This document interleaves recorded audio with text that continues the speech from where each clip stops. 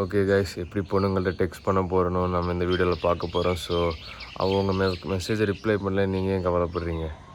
அவ்வளோதான், அதோடு இந்த வீடியோ முடிஞ்சு. ஸோ இந்த வீடியோ இன்னும் எக்ஸ்பிளைன் பண்ணுறேன். ஸோ நீங்கள் உங்கள் வேலையை பார்த்துட்டு உங்கள் மிஷனில் இருந்துட்டு பர்பஸ்ஃபுல்லாக போயிட்டுருக்கீங்க. அப்போ உங்கள் மெசேஜ் ரிப்ளை பண்ண என்ன பண்ணலன்னா என்ன, உங்கள் பாட்டு நீங்கள் போயிட்டே இருக்கணும். அதுதான் உண்மையிலே அட்ராக்டிவாக இருக்கும். அதை விட்டுட்டு எப்போ ரிப்ளை பண்ணலையா, எப்போ ரிப்ளை பண்ணுவா, ஓப்பன் பண்ணி பார்த்து அதுக்காண்டி வெயிட் பண்ணி உங்கள் எனர்ஜியால் செலவழிக்கிறது நல்லதில்லை. ஸோ நீங்கள் என்ன பண்ணுறீங்க, உங்கள் மிஷன் பர்பஸில் முழுமையாக கோல் செலுத்துங்க. ஏன்னா நீங்கள் உங்கள் மிஷனில் பர்பஸ் க்ரோத்தில் ஃபோக்கஸ் பண்ணும்போது எல்லாமே உங்களை தேடி வரும்.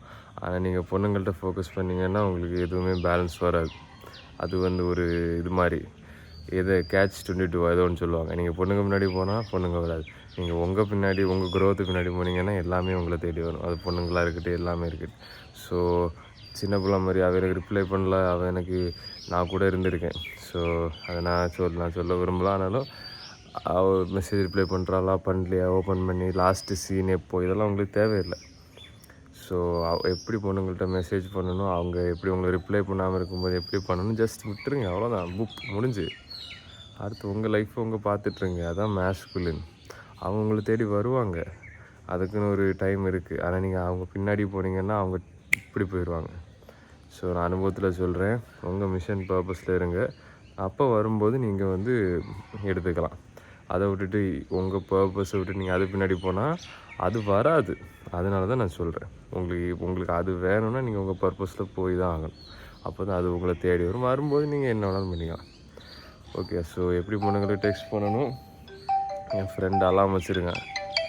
இன்னும் எழும்பலை, 6:40. நான் எழும்பி வீடியோ ரெக்கார்ட் பண்ண ஆரம்பித்தேன். ஸோ தெரில, மேபி அவன் யார்கிட்ட டெக்ஸ்ட் பண்ணிகிட்டு இருந்திருக்கலாம். நைட்டு அவன் மெலட்டோனின் போயிருக்கலாம் ரோமினிக்கு.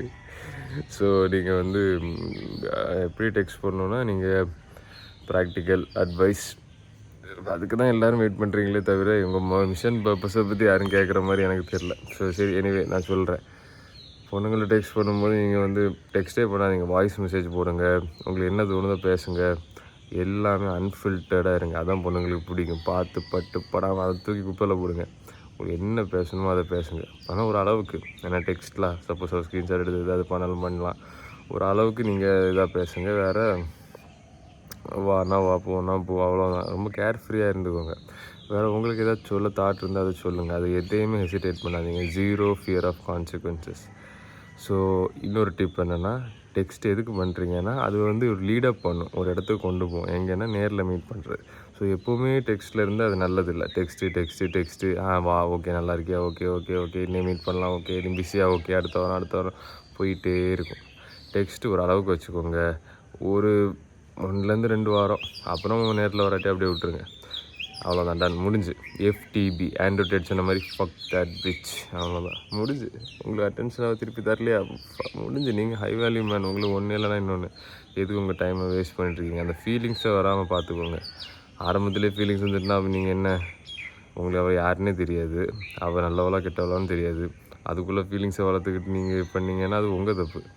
பொண்ணுங்க இவ்வளோ இல்லாமல் ஒரு ஆளை செலக்ட் பண்ணுறாங்க, அந்த மாதிரி நீங்களும் இருங்க, உங்கள் நல்லது.